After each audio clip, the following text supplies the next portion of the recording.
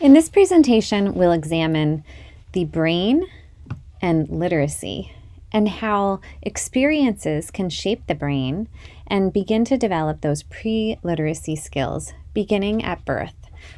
We'll talk about ages 1 and 2 as well. There are several things to consider when examining pre-literacy skills, and one is brain development, because the brain is influenced by experiences.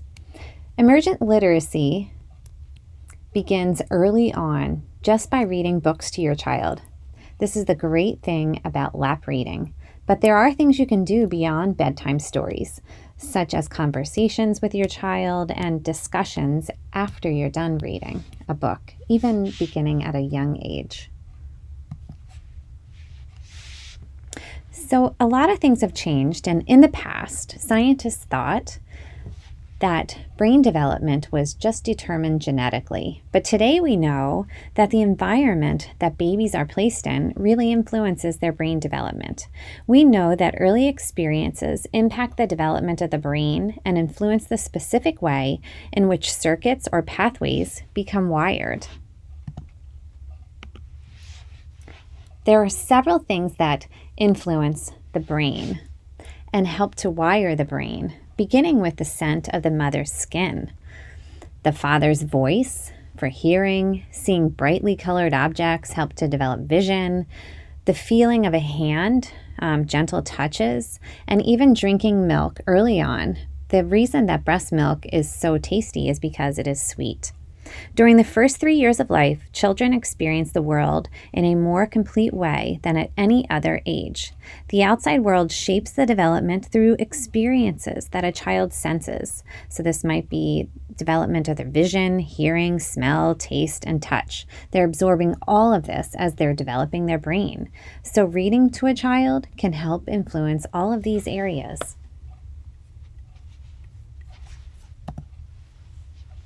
Let's examine neurons and connections.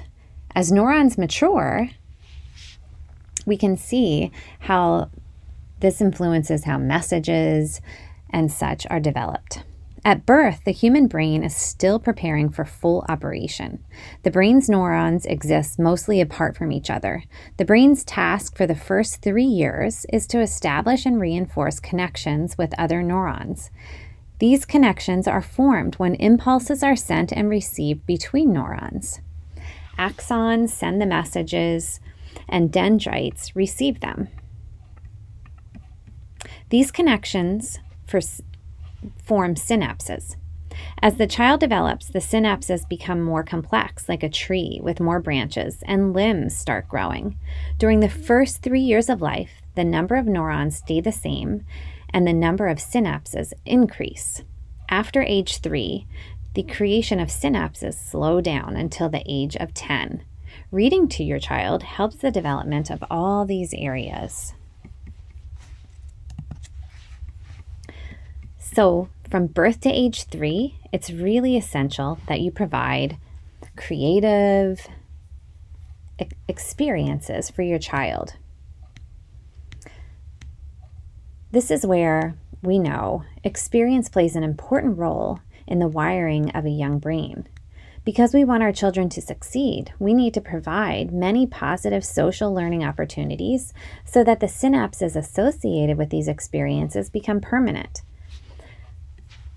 The child's experiences are the stimulation that sparks the activity between the axons and the dendrites and then creates the needed synapses. The synapses that are not used frequently are eliminated. You can see that in this picture. A newborn has fewer synaptic density, and you can see how it increases over time because of all of our wonderful experiences that we're exposed to. So it's important that we nurture the early development of the brain through conversations, a safe and loving environment, and also, of course, through stimulating, through possibly book reading. Infants and toddlers learn about their world and about themselves during interactions with others. Brain connections that lead to later success grow out of nurturing, supportive, and predictable care routines. This type of care fosters curiosity, creativity, and self-confidence. Young children need safety, love, conversation, and that incredibly stimulating environment to develop and keep important synapses in the brain. Caring for infants and toddlers is mostly about building relationships and making the most of our everyday routines and experiences. There is science behind early child development. Healthy development for young children is so essential because it provides this foundation that is so necessary.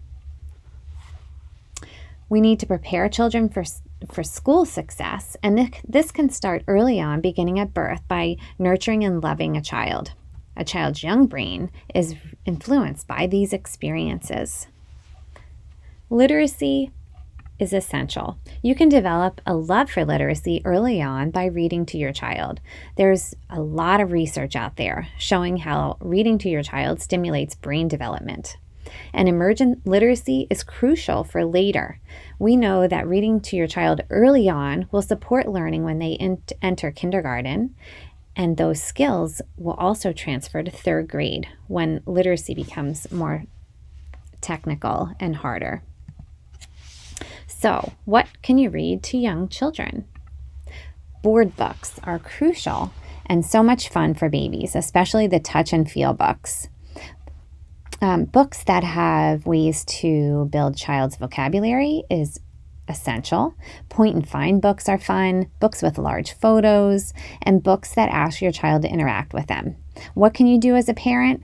Encourage your child to participate as you read. Maybe ask them to point and find things in the book if they're old enough, ages 1 and 2. If you're just reading to your newborn, just lap reading is wonderful. Don't feel you need to read for hours. Just simply reading for 15 minutes is a wonderful way to end your evening. And throughout the day, pick up books and read to your baby. They love to hear the sound of your voice. Especially if you don't like singing to your child, reading is a great way to bond. Here are several websites that provide recommendations for literacy and bonding experiences